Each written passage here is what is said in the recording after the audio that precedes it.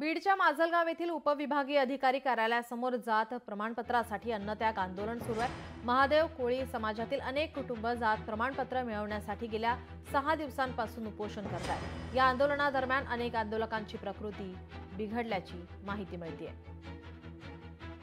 स्वतःच्या वरिष्ठ लोकांना आकांना आपल्या दाखवायचं असेल त्यासाठी त्यांनी काही कास्ट सर्टिफिकेट्स इश्यू केले होते।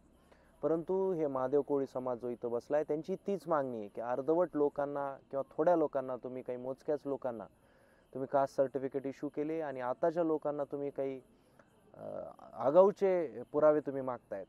परंतु हा समाज दुर्गम भागात राहिलेला आहे, आज कुठं प्रवाहामध्ये येतोय, गावामध्ये राहतोय, त्यांच्याकडे कुठल्याही प्रकारची पुरावे नाही आहेत असं त्यांचं म्हणणं आहे। परंतु मागण्या पुरावे हा नंतरचा बाब आहे।